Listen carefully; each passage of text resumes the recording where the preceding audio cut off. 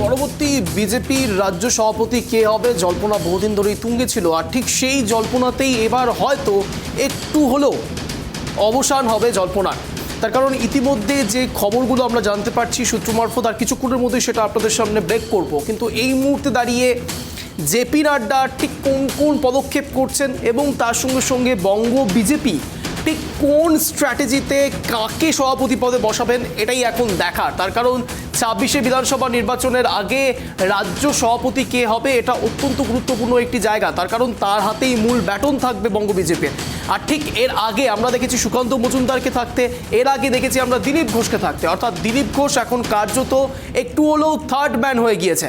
তার কারণ এই দৌড়ে কে এগিয়ে আর কে পিছিয়ে তা আপনারা কিছুক্ষণের মধ্যে বুঝতে পারবেন। এই সমস্ত বিষয় নিয়ে বিস্তারিত আপডেট নেব এবং কথা বলবো। এই মুহূর্তে রয়েছে আমার সহকর্মী একেবারে নিউজ ডেস্ক থেকে গৌরব। কার্যত যে জল্পনা ছিল সেই জল্পনাতেই আপাতত শিলমোহর পড়েছে। শ্রমিক ভট্টাচার্যকে ইতিমধ্যেই জেপি নাড্ডা ফোন করেছে, সূত্র মারফত জানা যাচ্ছে। ঠিক কোন স্ট্র্যাটেজিতে শ্রমিক ভট্টাচার্য বঙ্গ বিজেপির রাজ্য সভাপতি? একদম দেখো অঞ্জন, একটা মাস্টার স্ট্রোক বলা যেতে পারে বঙ্গ বিজেপির। অর্থাৎ একটা জল্পনা যখন উঠে আসছিল, প্রথমে তোমাকে জানিয়ে রাখি, যখন একটা জল্পনা উঠে আসছিল যে রাজ্য বিজেপির বঙ্গ সভাপতিকে অগ্নিমিত্রা পল, জ্যোতির্ময় সিং মাহাতো, জগন্নাথ সরকার, একযোগে অনেক নাম উঠে আসছিল, কিন্তু এগিয়েছিলেন একমাত্র শ্রমিক ভট্টাচার্য, রাজ্যসভার সাংসদ, স্পোক্স পার্সন, ভালো বক্তা এবং সাংগঠনিক দিক থেকে অত্যন্ত মজবুত একজন ব্যক্তি, এমনটাই মনে করা হয় বঙ্গ বিজেপির তরফ থেকে। আর ইতিমধ্যেই সেই জল্পনা কোথাও যেন আরও একটু অবসান ঘটলো অঞ্জন, কারণ ইতিমধ্যেই বঙ্গ বিজেপির অর্থাৎ তরফ থেকে ইতিমধ্যে একটা যে জল্পনা উঠে আসছিল শ্রমিক ভট্টাচার্য হয়তো এগিয়ে রয়েছেন। সত্যিই তাই, ইতিমধ্যেই জেপি নাড্ডা ফোন করেছিলেন একেবারে শ্রমিক ভট্টাচার্যকে, এমনটাই সূত্রের মারফত খবর। অর্থাৎ জেপি নাড্ডার ফোন করার পর কিছুদিন আগে তুমি দেখো গতকাল একেবারেই জেপি নাড্ডার বাসভবনে গিয়ে একেবারে কথা বলা, আলোচনা করা, তারপর জেপি নাড্ডার ফোন একযোগে অনেক গুরুত্বপূর্ণ প্রাসঙ্গিক বিষয় কিন্তু হয়ে দাঁড়াচ্ছে।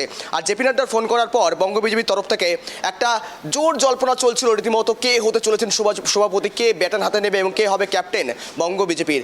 এই কোথাও অবসান, অর্থাৎ এই কোথাও জল্পনা যেন একটা অবসান ঘটলো। ইতিমধ্যে জানা যাচ্ছে শ্রমিক ভট্টাচার্য আজ দুপুর 2টোয় নমিনেশন জমা দেবে অঞ্জন।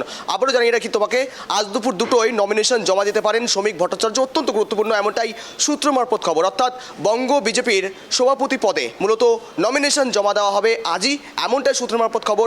যদি অন্য কোনো কেউ নমিনেশন জমা না দেন বা সেক্ষেত্রে দাঁড়িয়ে থেকে কেউ প্রত্যাহার না করেন, তবে কিন্তু আগামীকাল ঘোষণা হতে পারে সন্ধ্যা 6টার মধ্যে। সেক্ষেত্রে সুকান্ত মজুমদার অলরেডি বলে রেখেছেন যে এক্ষেত্রে কোনোভাবেই বিজেপি অত্যন্ত সাংগঠনিক স্তরে কাজ করে, বিজেপি একটি জোটবদ্ধ পার্টি, এখানে একজনই নমিনেশন জমা দেবে সবার সঙ্গে কথা বলে, এখানে আলাদা আলাদা নমিনেশন দেওয়ার কোনো জায়গা নেই। অর্থাৎ নিজেদেরকে কোনো এক জায়গায় অনেক বেশি শক্তিশালী সংগঠন রয়েছে তাদের এটা প্রমাণ করার একটা চেষ্টা করছে তারা, কিন্তু সত্যি কি শেষ অবস্থায় এটা হতে পারে, কি জানতে পারছো? দেখো, কিছুদিন আগে নেতাজি ইন্ডোর স্টেডিয়ামে অপারেশন সিঁদুরের পর বঙ্গ সফরে এসেছিলেন কেন্দ্রীয় স্বরাষ্ট্রমন্ত্রী অমিত শাহ।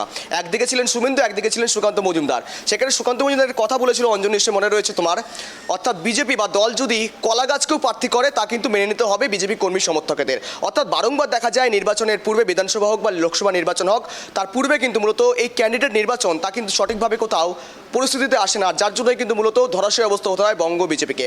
এই রাশটা কোথাওকে ধরে থাকবে এবং এই রাশকে হাতে নেবে, এই কথাই কিন্তু কার্যত সুকান্ত মজুমদার কি বলেছিলেন, যে দল যদি মনে করে কলা গাছকে প্রার্থী করবে, ভালো করে শোনো কিন্তু অঞ্জনের কথা কিন্তু খুব গুরুত্বপূর্ণ, দল যদি কলা গাছকে প্রার্থী করে তবে কিন্তু কলা গাছকেও মেনে নিতে হবে দলীয় কর্মী সমর্থকদের, বিজেপিদের, এমন কথা কার্যত বলতে শোনা গিয়েছিল। আর তখন স্বরাষ্ট্রমন্ত্রী বারংবার বলছিল, সেখান থেকে মূলত এক প্রকার বঙ্গের বিধানসভা নির্বাচনের দামামা বাজিয়ে চলে গিয়েছেন কেন্দ্রীয় স্বরাষ্ট্রমন্ত্রী অমিত শাহ। এখনো পর্যন্ত দিনক্ষণ ঘোষণা হয়নি, হাতে মাত্র 6 থেকে 8 মাস বাকি, তারপর বঙ্গ বিজেপির একেবারে বিধানসভা নির্বাচন রয়েছে, বঙ্গ বিজেপির সভাপতি। তারপর থেকে কত মনে করা হচ্ছিল যে শ্রমিক ভট্টাচার্য অত্যন্ত একজন স্পোক পার্সন, একজন ভালো মুখপাত্র। তুমি যে কথাটা বললে কোন স্ট্র্যাটেজিতে মূলত শ্রমিক ভট্টাচার্যের নাম উঠে এসছে, তোমাকে জানিয়ে রাখি, দেখো ইতিমধ্যে তো বঙ্গ বিজেপিতে অনেক নাম রয়েছে, অনেক দাপুতে নেতা রয়েছেন, শুভেন্দু অধিকারী থেকে শুরু করে অগ্নিমিত্রা পল, একযোগে জ্যোতির্ময় সিং মাহাতো, অনেক নাম রয়েছে, কিন্তু শ্রমিক ভট্টাচার্যের নামটা একটু ব্যতীত। কেন তিনি ব্যতীত? কেননা শ্রমিক ভট্টাচার্যর কোনো রকম গোষ্ঠী কিন্তু নেই এই রাজ্যে, অর্থাৎ কোনো রকম গোষ্ঠী নেই রাজ্যে, তার কিন্তু একটা একক একটা নির্বাচন লড়াই করার মতন ক্ষমতা রয়েছে, পাশাপাশি তোমার বলা যেতে পারে সাংগঠনিক দিক থেকে অত্যন্ত মজবুত একটা গুরুত্বপূর্ণ বিষয় দাঁড়িয়েছে। কিন্তু এই ক্ষেত্রে একটা বিষয় তুমি যদি আলোকপাত করতে চাইছো সেটা অত্যন্ত গুরুত্বপূর্ণ মানছি, কিন্তু প্রশ্ন আরও একটা জায়গাতে রয়েছে, তা হলো যে কোনো রাজ্য সভাপতি যদি হয় তাহলে তাকে তার যে কোনো কেন্দ্রে অন্তত একটু হলেও জিততে হয়। তার কারণটা হলো অন্তত বঙ্গ বিজেপির কাছে ভাবমূর্তি তুলে ধরার একটা চেষ্টা, কিন্তু এক্ষেত্রে শ্রমিক ভট্টাচার্যের সেভাবে জেতার কোনো রেকর্ড নেই প্রথম, এবং দ্বিতীয় আরও একটা বিষয় যেটা একেবারেই নেহাত জল্পনা উড়িয়ে দেওয়া যায় না।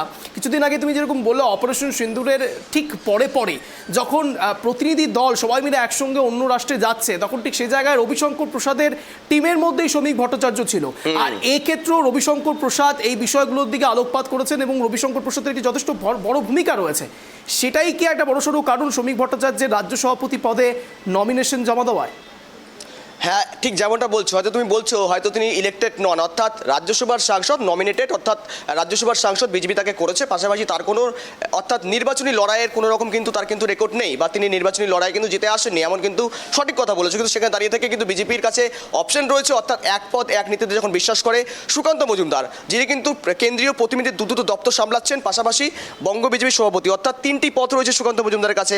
অর্থাৎ বঙ্গ বিজেপির নীতি অনুযায়ী এক পদ এক নীতি অনুযায়ী একসাথে তিনটি পদ সামলানো অত্যন্ত গুরুত্বপূর্ণ বিষয়। সেখানে দাঁড়িয়ে থেকেই হয়তো কোথাও মনে করা হচ্ছে কেন্দ্রীয় নেতৃত্বের তরফ থেকে যে বঙ্গ বিজেপির যে সভাপতি বদল হয়তো অত্যন্ত গুরুত্বপূর্ণ, তবে বিধানসভা নির্বাচনের আগে। কিন্তু শ্রমিক ভট্টাচার্য অপারেশনের সিঁদুর নিয়ে রীতিমতো পাকিস্তানের বর্বরতার ছবি, পাকিস্তানের একেবারেই কার্যকলাপ সমস্ত তুলে ধরতে যখন একেবারে বিদেশে পৌঁছে গিয়েছিলেন, বিদেশের মাটিতে গিয়ে সেখানে কিন্তু একযোগে কার্যত পাকিস্তানকে কড়া ভাষায় জবাব দিয়েছেন, কড়া দাওয়াই দিয়েছেন। এবং তারপর কিন্তু মূলত আসার পর যথারীতি দেখা গিয়েছে প্রধানমন্ত্রীর বাসভবনে ডেকে ডাকা হয়েছিল, একটা বলা যেতে পারে একটা আসর পর্ব সারার জন্য, সেখানে কিন্তু যোগ দিয়েছিলেন শ্রমিক ভট্টাচার্য।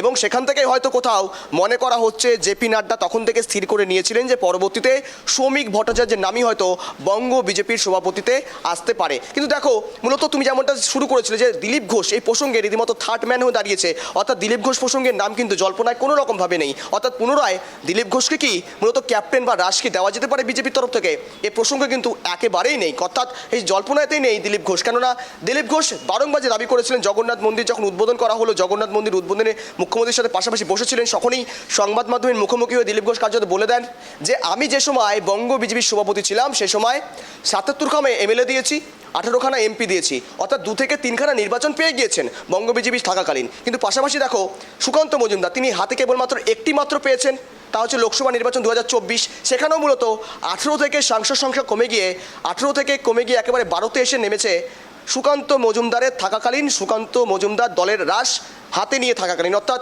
2024 সাল লোকসভা নির্বাচন যখন হয় তখন কিন্তু সভাপতি ছিলেন বা এখনও পর্যন্ত কার্যকর রয়েছে সুকান্ত মজুমদার। সে সময় যেখানে দিলীপ ঘোষের সময় 18খানা সাংসদ ছিল, তা কিন্তু নেমে আসে একেবারে 12তে। অত্যন্ত ধরস্বায়ী পরিস্থিতি, নৌকডুবি পরিস্থিতি। অর্থাৎ সেখান থেকে কোথাও মনে করা হচ্ছিল যে 2024-এর পর বঙ্গ বিজেপির রাশ হয়তো সঠিক কোনো নেতৃত্বের হাতে দেওয়া যেতে হতে পারে। মূল বিষয় হচ্ছে এই মুহূর্তে দাঁড়িয়ে শ্রমিক ভট্টাচার্য যদি রাজ্য সভাপতি হয় বঙ্গ বিজেপির, তাহলে সেক্ষেত্রে বঙ্গ বিজেপির ভবিষ্যৎ কোন দিকে যাচ্ছে? তার কারণ 26 বিধানসভা নির্বাচনের আগে বিজেপির এক একটি স্টেপ তৃণমূল কংগ্রেসের বিপরীতে দাঁড়িয়ে থেকে প্রচণ্ড গুরুত্বপূর্ণ হয়ে দাঁড়াবে। তার কারণ নামটা মনে রাখতে হবে, মুখ্যমন্ত্রী মমতা বন্দ্যোপাধ্যায় ধরাশায়ী করেছে এর আগেও। 1998 থেকে যখন থেকে তৃণমূল কংগ্রেস তৈরি হয়েছে তখন থেকে একের পর এক লড়াই করে গিয়েছে মুখ্যমন্ত্রী মমতা বন্দ্যোপাধ্যায়। তৎকালীন যুব কংগ্রেসের নেত্রীও ছিলেন তিনি। একের পর এক কখনো সাংসদ, কখনো বা মন্ত্রী, বিভিন্ন জায়গায় তার ধারাবাহিক ভূমিকা রয়েছে।